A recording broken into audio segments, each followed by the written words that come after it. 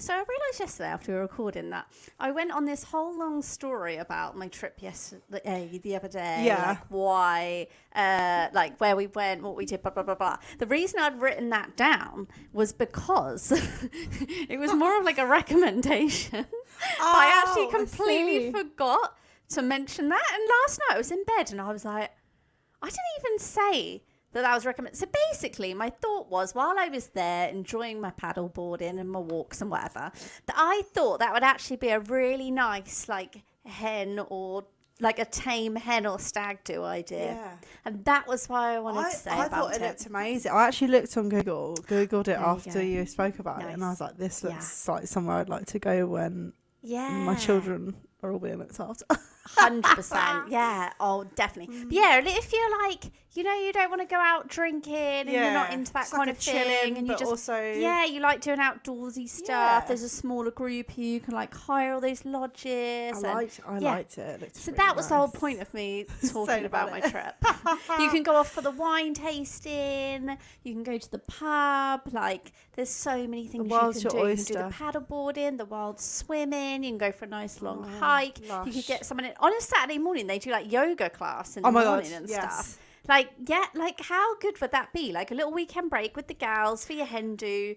Oh my God, that fly is back. And on that note, let's get started. Hi, I'm Hannah. And I'm Hayley. And we are your wedding planning experts. Here to spill the tea on the inside of wedding planning and everything that goes with it. Expect our honest opinions, the real juice on what happens on a wedding day. With a few tips thrown in between. And also just a chat between friends. And of course, make sure you hit that subscribe button. And let's get you wed! Woo! I just do want to say that my house is clean, okay? This fly, I honestly can't believe it. It must be the same fly. It's the podcast fly. It's literally not. Has it literally not been there all day, and then it's just come back? I've literally just honestly been sat here before we even started recording, doing some like paperwork, and it wasn't here. It literally is the podcast fly. He wants to be a famous. Oh fly. my God. Oh, anyway, how's your week been? Yeah, great. I've actually been doing. I'm doing. It's a bit of a different change of circumstances, like as usual, to weddings. I've been doing funeral work. But it's, you know what? It's a very rewarding. It's work. It's work. I actually really like. I thought you were going to say that. No, it's actually really rewarding to do funeral work. It's very similar to doing a wedding because you're doing like, do you know what I mean? It's quite specific. I meet with the family, like it's actually quite similar in the way that that I do it, in terms of like you get a consultation and things like that. So yeah, but it was quite a big funeral, so there's quite a lot to do. So yeah, just been doing that, to be honest with you. These stories throw me though. I mean, I think we've spoke about the stories before on here, but they've thrown me before because they're so last minute. Yeah, literally so last minute. Yeah. And I know we've spoken about. Yeah, it is. Spoke about funeral not so great stories in the past. I've got to dress the coffin as well. So I remember you saying. Do you know what? That's another really nice thing to do. It looks lovely. Wicker casket, honestly, just. I don't know what that means when people say wicker casket. Yes, it's like. You know, like if you get the only way I can describe it to you is like if you get can buy like a wash basket in like Dunelm and it's all like woven. Yeah. It's like woven wood. Oh, you can get that. That is a is that casket, when you're then woven wicker? Oh, is that if you're then being cremated? Either you can have it either. Oh, I didn't know that. Yeah, you can have. They're very natural. They're actually more expensive, I think. Are they? Because they're like obviously they're all handmade. Yeah. But it's like proper like hand woven and yeah. Anyway, but funerals are mental money. Oh my gosh. And it's all just so last minute, and there's so many emotions. You are literally just like It can be quite difficult when you're like, for me, like when I go out to see families, because obviously you can imagine the emotions sometimes, and you've got all different family members together. And they all got different opinions. They're not really thinking things through, are they? And sometimes you feel a bit like stuck in the middle with some things. And This is how I used to when I was when I worked in venue, and I just never really enjoyed them. And then you'd always have to like chase information up because we used to do like in most venues you do your kitchen order like 2 weeks before or whatever. Yeah. So the chefs would be chasing me, and I'd be saying to them like, I need to know which cakes you want, and they're like, I don't give a shit. I know. Yeah. But yeah, so that's to be honest with you, that's what I've been doing a lot over the last week because it's tight. Yeah. I've had to get very specific flowers in because it's actually really nice. The so basically there's a book called The Language of Flowers, which I actually have, and it's like there's different flowers that signify each month and also different emotions and different colour. It goes way into it goes back to Victorian times. So people they would say if they sent a bouquet of flowers, you would like decode what they were trying to say with the flowers using this book. What? Yeah, it's called. That is so interesting. Yeah. So it's really and did they already know about it, or did you mention? So someone had bought. So the lady that passed away had been given as a gift. I think her and her husband as a gift had been given this Language of Flowers little leaflet that came with a bouquet, like a watercolor bouquet. And it, obviously on there it sort of explained like what it meant. Yeah. So he had like obviously January to December, like what flowers for each month. What flower is the month? Yeah. And for each month he had a different birthday of one of their grandchildren and things like that. Yeah. So he wanted each flower to be in there, but obviously you can't get all flowers all year round right now. So we had to do a bit of artificial in there, just mixed in with the fresh, but you cannot tell that it's artificial, which is really good for me because I was a little bit like, I just want it to look really nice. Yeah. But so we managed to get it all in. So it was, so it goes quite in depth, these things. Yeah, that's cool. I like that. Maybe you need to read some of it out to us on the podcast. Oh my gosh, shall I? Stuff hear you. Like, what does this flower mean? Yes. And maybe some popular wedding flowers that people always have, but actually they mean something like divorce. Yeah. Some stuff is... Yeah, that's a good idea. Get the book out. I like that. But yes, that's me. That's me in a nutshell. What about you, girl? What have you been up to? So we've got a wedding next weekend. So just been doing lots of work on that. Obviously, once I got back from being away, just catching up. So there's lots of emails, just updates. Your 113 emails. Was it spam or not? Yeah, no. A lot of it was. Do you know what? I actually started doing what you said about doing. I started unsubscribing to stuff. Yeah. So hopefully, when I go away in September, it's not as horrific. It's a bit annoying when you have to sit and do it, but once you've done it, it's so worth it. Yeah, definitely, it's a good task to do. Defo. So I got them all down, and I've been getting through bits. I've got a good to-do list going now, and on to spend tomorrow, like just getting through that really. So like the main thing I've been doing today is just getting updated. I've got a wedding in October, and that we're doing the full planning for, that I was getting all up to date with, and then the wedding for next week. So I'm really looking forward to next week's wedding, so that will be nice. There's quite a few bits and bobs going on with that one. I'm trying to think, when's this going to air, because I might next Thursday. It'd be before the wedding, so I won't mention any. There's some cool bits happening, but I'll talk about Catch up with that after. In case there's any guests listening. Just in case. Don't want to ruin you never know. Surprises, you never know. That's cool though. And then exactly, and then so for my October wedding,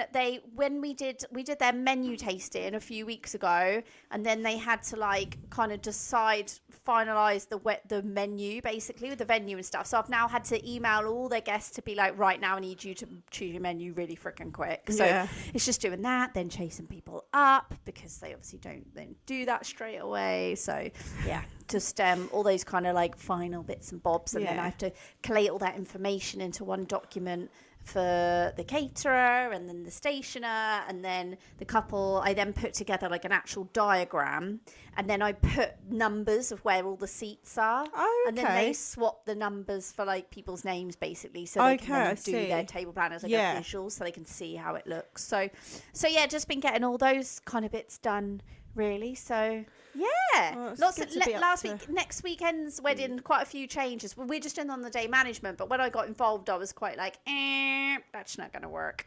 So when I did my plan meeting with them, they had I'm like, tell me everything I want to know. They had 51 family photos and they've only got 70. They've got 70 guests. What? And I was like, absolutely not. So like wild. we basically cut that down. And then how much have you cut it down to though?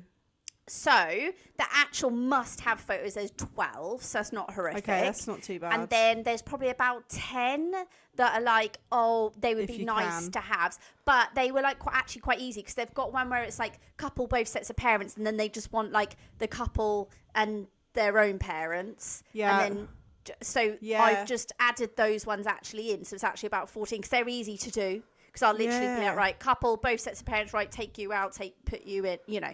So that'll be nice and easy. So I've added those ones in. So I think there's actually about another 8 that are like, they'd like to have. So if they've got time.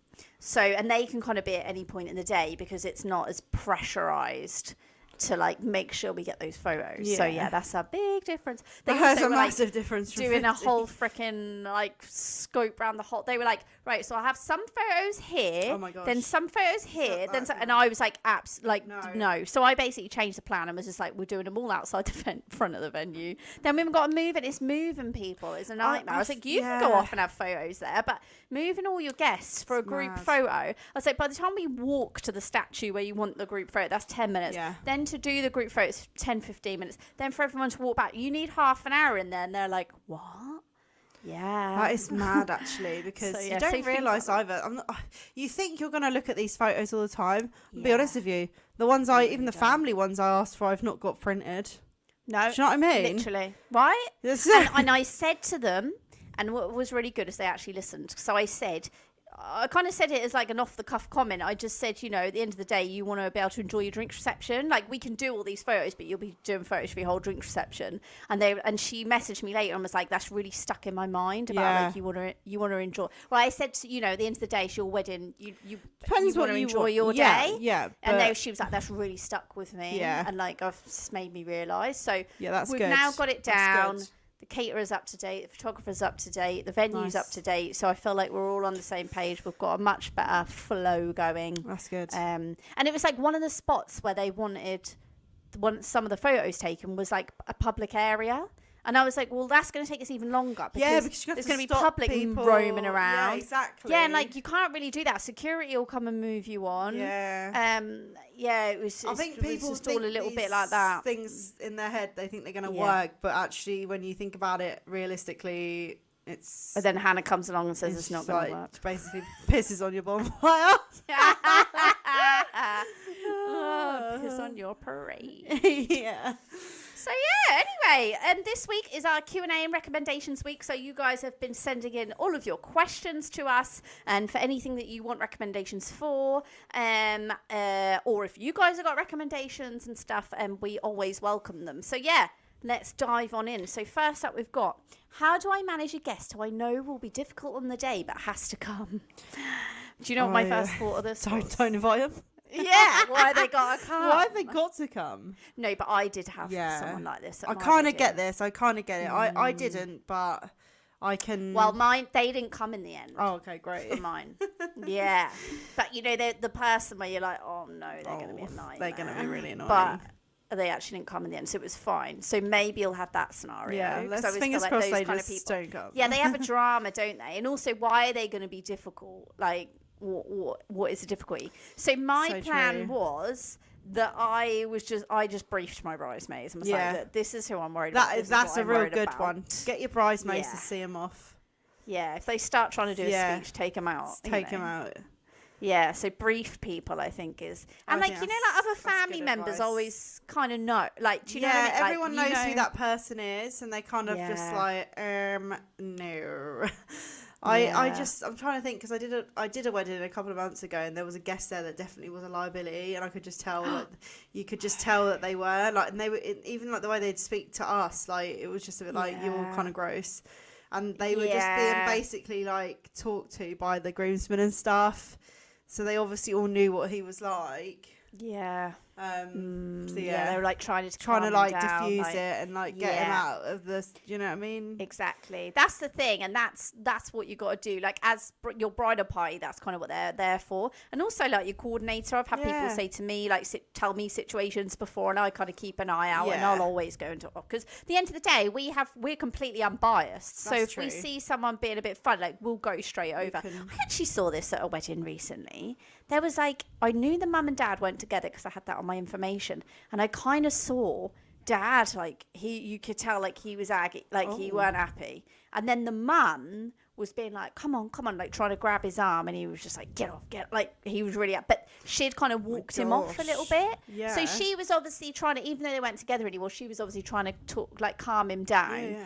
But but no one really noticed, but I noticed it, so I just kept an eye on it, you know. But I thought, nah, Mum's got this. She's got this. So I sometimes think you over worry, and I did the same thing. I over worried about what certain people were going to do, or whatever. But actually, on the day, you don't really notice. I was going to say that there's so much going on, and you're having such a nice time. It kind of fades into the day. Really, I know it's so easy to say, but no, it's true. It does happen. It really, you just sort of think, well, whatever. And if, like you say, if other people have kind of got an eye, then you don't need to worry about it. And also, even if you do, I noticed the situation at my wedding, and I just grabbed someone to go and sort it for me. I was like, I don't want to get involved. Yeah, and right as well. That was like at your wedding though. I was telling you things afterwards. Obviously, you want to know all the tea afterwards. Yeah, of course. Yeah, after. You know, tell me everything. 100%. I'm the nosy cow. Yeah, but I was telling you stuff, and you were like, "Didn't really? Who was that?" Then idea. Were you like getting your photos out, trying to work out who it was? So I did have annoying guests, but I just didn't know they were. No, annoying. I honestly think that you genuinely just don't think you noticed. Yeah, so and I know it's really hard to say don't worry about it, because I did. I worried about, oh God, they're going to do this thing. Yeah. I also think it's always the people and the things that you worry about that actually aren't the issue on the day. It's someone else. Never thought. Yeah, someone. I had a bride was telling me, this was a while back now, a few months ago, had this wedding, and like one of her bridesmaids, like one of her best mates ever, the next day she was like, oh my God, she was an effing nightmare. And I was like, well, yeah, I kind of knew, but she's not normally like that. She was like, no. She's like, I don't know where it came from. Mad. She was like, she got really drunk, was like offending her guests. What? Like just like saying things like, oh, like to like some of the guys, like, oh, why are you with her for? And things like, yeah. And she was like, this is not like usual behaviour. So sometimes I think it's the people that you weren't expecting. You might be right. Yeah, there you go. Cool. So next we've got formal photos, pre-ceremony without groom, brides and parents or brother. Will this work and save time later? Yeah, definitely. Yeah. So they're basically saying like, so bride, parents, siblings. Yeah. 100% get those photos out of the way. And actually that's what we're doing for next week as well. Do before your ceremony? Yeah. So without the groom. But so, you know, it would be like, you know, like you, because obviously you wouldn't have seen him. Well, you might have done if you did a first look, but it would be like, you would have done that. You probably got photos with like your mum, your dad, I got photos bridesmaids. when my mum and dad saw me, and then when my bridesmaids saw when I come down the stairs, stuff like that. That's what I had. Yeah, but sometimes people will then just do like bride. Like a proper shoot, like a portrait, whatever you call it. So instead of having to, in that drink reception time, do bride plus siblings. That's a good idea. Saves time. Yeah, just get them done. Yeah, I like that. I like that. Definitely. I did that. I did my bridesmaid photos before the ceremony. Photos of all my bridal party, because it's just easy. Get it out of the way. Yeah. Don't have to worry about it later. I like that. Wedding websites where people can pay for an allocated hotel room and the money comes to me. Right.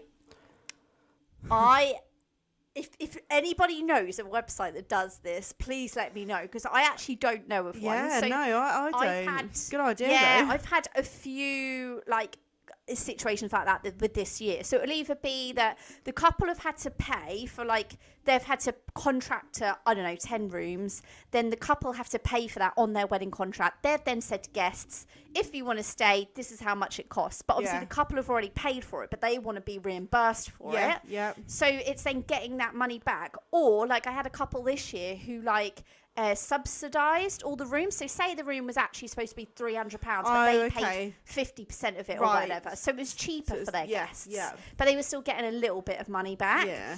But to get that payment, I've always just had to do it where we've just had to email. I, as the planner, have emailed the guests and been like, this is how much you need to pay. Here is the bank details. And the couple have then just set up like a Starling or a Monzo account and just kept that just for like their wedding accommodation. And people just pay into it, and they've just kept track on a spreadsheet of who's paid. Yeah, that's the only way. Yeah, I was going to say, I don't think I've ever done it. Yeah, I've never seen on the websites. No. Well, you can and do if this. If they did, Missing. you probably it's a hole in the market. Yeah, but I don't know if it would be confused because they'd then want to take a percentage, wouldn't they, to make the money up. The only other thing I can think is, I think it's Monzo, but also PayPal do it, where you can send a link to people with the amount they need to pay. So, you know, when you get a link. Yeah. So, like, to pay like an invoice, like similar sort of thing, yeah. I think you can get things that do that, but again, I do think they charge like 1 or 2%. I do think you're better off just opening a bank account just to do that.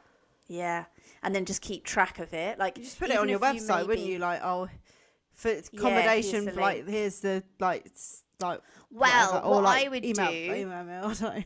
Well, what I would do is I would send as an RSVP question, do you want one of our rooms from our allocation? The price is going to be X. When they then say yes, you then send them an email to say, here's our bank details, this is what you owe, this is the check-in time, this is the check-out time, this is the room name, whatever. All that hotel information. You get breakfast. Breakfast is served between X and X. Yeah. So it's anything all to do with accommodation. So then you haven't got it all on the website for everybody's. Yeah.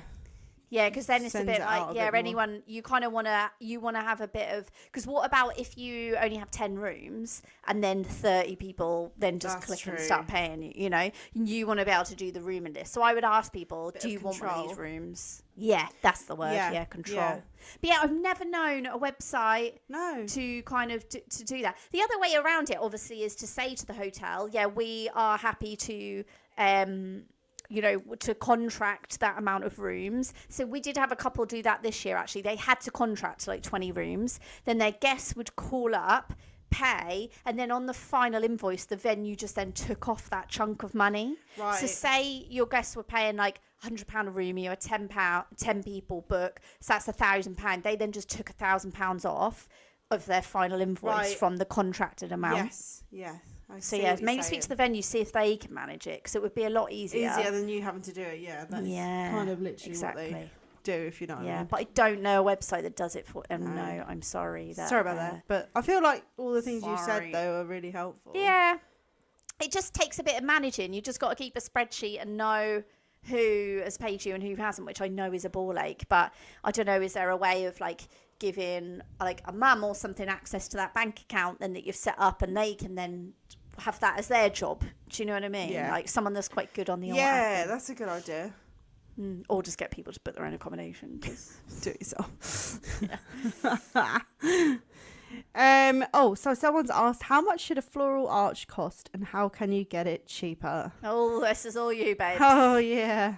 So I think really if you want a decent one, you're probably be looking at around at least, starting from at least these days, I think £1,200 for a full arch. And a full round arch. It depends on how you want. So you get like these ones that are broken arches. If you want a full round arch, you're probably looking more towards 2,000. I would also say just don't. The thing is, you don't like them. No. Don't you? Not the full. Oh, the full ones. Yeah, they're very. I feel like they've been done. They've been. But I also just think, right, arches in general, even the broken ones. I used to really like them outside a church, whatever. Right. Yeah. But moving those, right, so say you have a lovely arch outside your wedding door, it is perfect for that space. The florist is created for that space. Yeah. When they then get moved back to the marquee, sorry, but they just don't look right. They just don't. It really depends where, you need to really think about where they're going. I hate it when people put them behind the top table. I just think it looks... it just doesn't look good. It depends where they're going and what you're doing with them. If they're made in situ, they look lovely. Yes. Ceremonies, they look lovely. They look amazing. Yeah. I do think when you're putting them into like your wedding breakfast, I think the best thing... Obviously, people want them behind the top table. That is like the most done thing. But actually, they're quite nice if you use them as like a photo opportunity area. Something like that, it where it was put up. So, but in terms of cost wise, fresh, you're looking at that. If you wanted to get cheaper, then I mean, you can go and hire them artificial ones from people. It depends on if you want it to look good though, you know, go for something else if you haven't got the budget, is what I would say. Very true. So you could have like some couple of like plinths with large arrangements on, anything like that. And like, don't forget, I know what we're saying, but you can repurpose them, so they kind of do make their money back, if that makes sense, because you can get a lot of like. This is where I think it's hard to repurpose them. So like, we've got a wedding the wedding in October. They're having either side of the church door. Instead, they did put, you know, the florist said you could have some sort of arch, or broken arch or whatever, but they're actually having like big baskets with like but different sizes and different heights. Yeah, so that's it. This is and it now. And then we can put them wherever we want in the marquee. There's loads of different options now. But if you are set on an arch, I mean, the only way you're going to make it cheaper is you get an artificial and you hire it, because when you're hiring it from a company, obviously they're charging like a third of the cost that it would be to pay somebody to make it from scratch. Yeah. But obviously you are then. You know, you're going to kind of not have the quality of the look of fresh. But it depends what you want. Or a mix. Or a mix, then even that's probably the same, because you've still got to work with a fresh florist. So there's some companies that do artificial flowering with fresh foliage and things like that. So you need to have a look around. But in terms of like, I think you want to budget up to £1,000 really, like, and then you also got to remember they're going to be charging you delivery and setup fees, and if you want it moved. I think if you're worried about budget, I think arches are great if you've got a big. It's not for a budget. I would never say they're in a budget wedding, or like on a budget, like not even a budget wedding, but if you're like thinking I want to cut costs, if you're trying to stick to an amount, don't have an arch, just because there's so many better ways you can use it, and like the meadows down the aisle, and especially if you're, I mean, we're talking about churches just because that's always I always feel like a lot of the time you haven't or like behind just say ceremony. You're in a barn in a ceremony, but there's just so many other things you can do. And I just think, right, if you're having them outside a door, you literally walk through the door and you sit down, like you're out there for like not very long. I mean, you might have your photos in front of it or whatever, but I think the best way in like a church is to have those meadows down the aisle, and they can then be repurposed throughout the whole day in so many different places. Whereas an arch is just hard to repurpose. They are big, they are bulky, and they're not easy to transport and move, because you've got to allow, like for me as a florist, I don't like just moving them, and you can't just move them and leave them. You have to redo it in the area it's in. They always end up falling over. The florists don't see this, but later on in the day, not a Bloomfield, you put one behind the top table. Oh my God, honestly. We have had some before though. We had this one arch. It wasn't my fault, but we basically decorated a stand that they had bought. And I literally had to bring like weights and fishing line. I had to pull it back and put it through like a back window and weight it down outside. But some people won't do that. People won't do that. But it's not even necessarily the florist's fault. It's just that they get knocked. Because even you say about pulling it down, I guarantee someone would have walked into that. Guarantee it. It just doesn't work behind the top table where you've got a foot flow. Yeah, they're not great behind the top tables, I'll be honest. Mm-mm. Yeah, they're I think the best thing is like what you said. Say you've got a ceremony. Say you're in a barn, right? You've got two barns. One, you got your ceremony. Then you go through to the other one for your wedding breakfast. Then you go back to the other one for the evening. Yeah. Like exactly like you said, you could have it behind your ceremony and then have that as like your DJs in front of it, or like a photo booth opportunity place, you know? Someone that would work. A couple of months ago did a wedding and they had the broken arch, and then after the ceremony, so they'd had it obviously behind them ceremony and stuff, so then it got moved and they had one of those like frames that had like Mr. and Mrs. in like the what do you call it? It's not LED lights, and they had it behind the cake. Yeah, table. nice. And that actually, and then we did all the that works around the bottom. And so that actually and you didn't have to move it. No, so that looked fabulous. Like it looks really nice. So yeah, there you go. That's what we're saying about wedding. But I think you hit the nail on the head there about if you've got a big flower budget and you can have the front of the arch. Speak with your florist, because they'll be able to give you loads of other ideas than an arch. 100%. Rather than cutting costs on budget. It. Yeah, if you've got unlimited budget and you can have, we've done weddings where they have an arch outside the church and we don't. Well, that's it then. After the church is done. And then they have another one. Stays there. then they have something different back at the venue or whatever. Yeah, like we don't even move it, and then it looks insane there because it's been built to be made there, and then the church just keep it up for a couple of days and it looks nice for the church. Exactly. But you've got to have a big budget to be able to do that. True. Very true. Cool. Have you seen many speeches at cocktail hour? How does this best run? Now, I feel like you mean drinks reception when you're saying cocktail hour. That's obviously the American term for drinks reception. Cocktail hour in the UK is the hour after dinner when you then have cocktails, tea and coffee and blah, blah, blah. So I'll go through both. Yeah, so, okay, yeah. I'd say during drink reception, we've spoke about this before, haven't we? I've said about that works quite well. Yeah, I quite liked the sound of that, actually. When we said about just getting it sort of before people everyone's kind of stood around, everyone's chatting. Hello, and then just ding, ding, ding. Yeah, and I do always say it works best to then go into seat and guests. So at the end of the speech, it's then like, okay, and now take your seats kind of thing. Yeah. So that works quite well. The only thing is if you're like outside, the sound, you need to have a PA system, but even then the sound doesn't travel best, and the photos aren't always like 100% as good as when you've got it like staged inside. But it's definitely doable. It's a good use of time.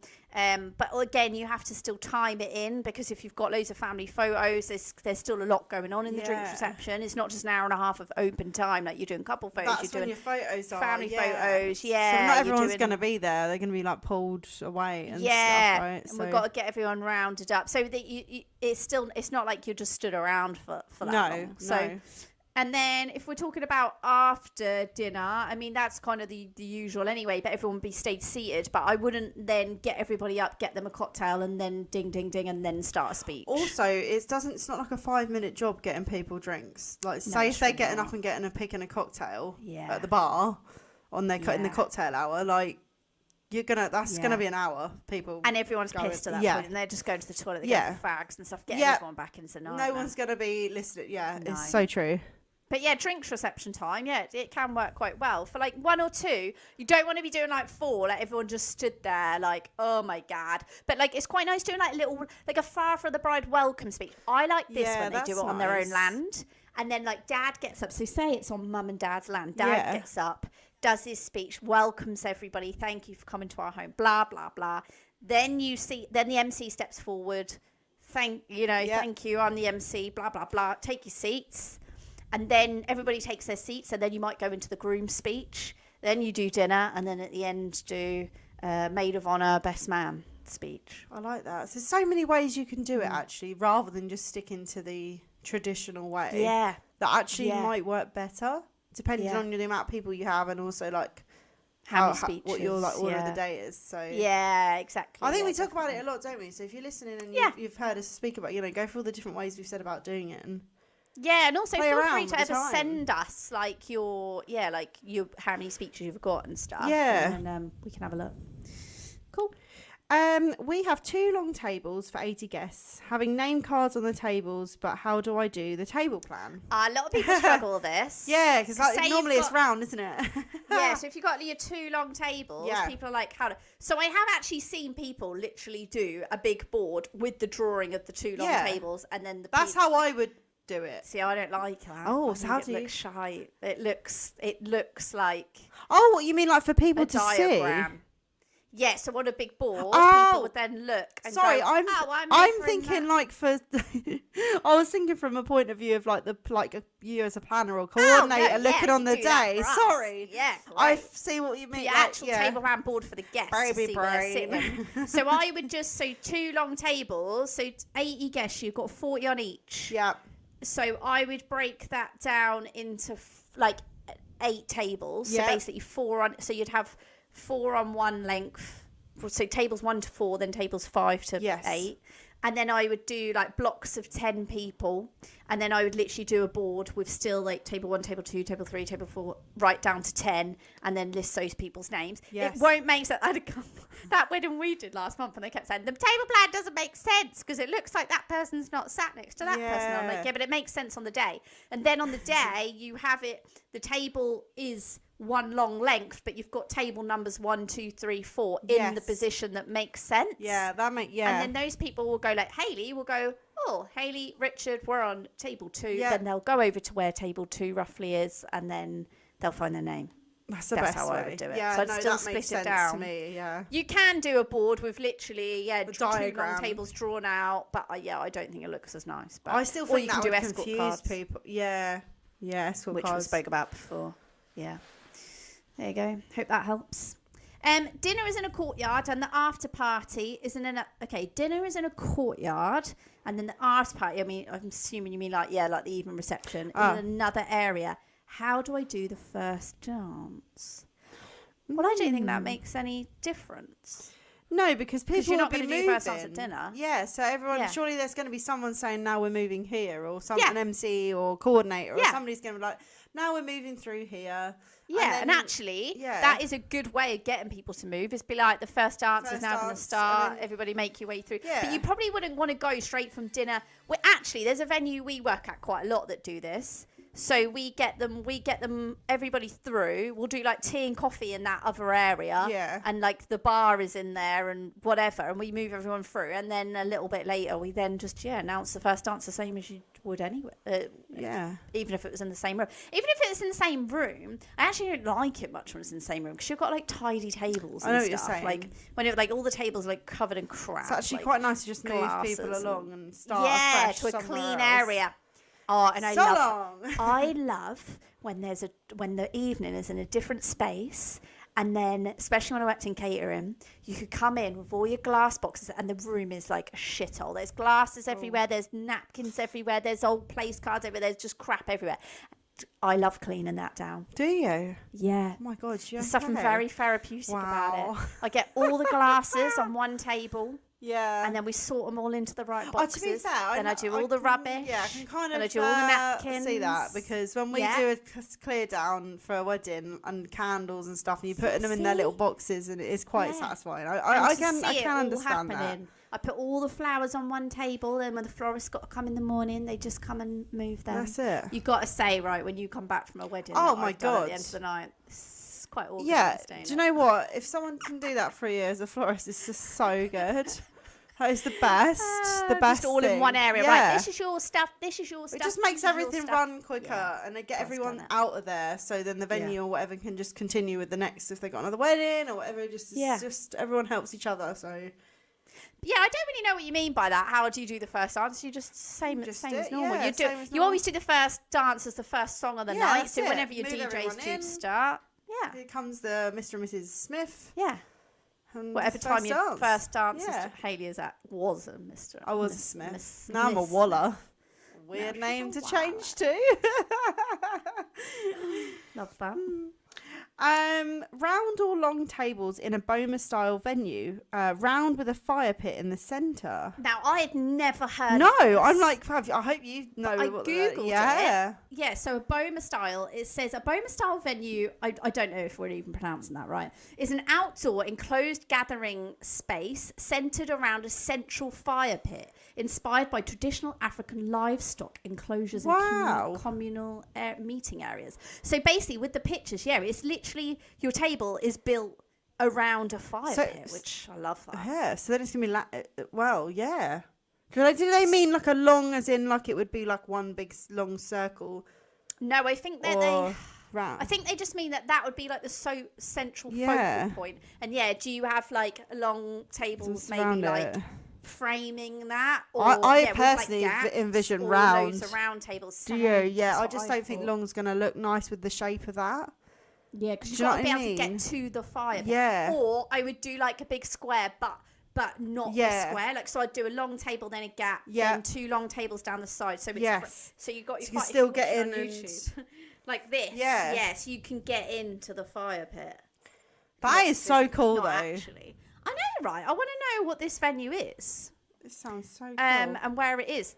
There's one that's come up in London, but. Yeah, I've never heard of this. I've had like we've done teepees where they've got in each like hat they've got a fire pit in the center of the hat, and then the tables are around it. But you could do like long tables that act like round tables. Do you know what I mean? Like where you have but rather than having the round, it would just be like two trestles. Yeah, like two trestle tables. Yeah. I think either would work really. I'd like to see your venue, and then I would comment more.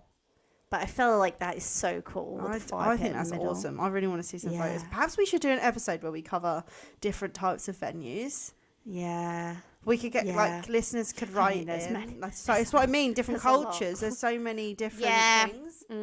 Yeah. But it's interesting. Like I've never heard about this before. I just love that. I know, right? Someone said that, and now we know. So cool. Yeah, like, or like different venues. If you feel like your venue is different from the norm, we want to see it.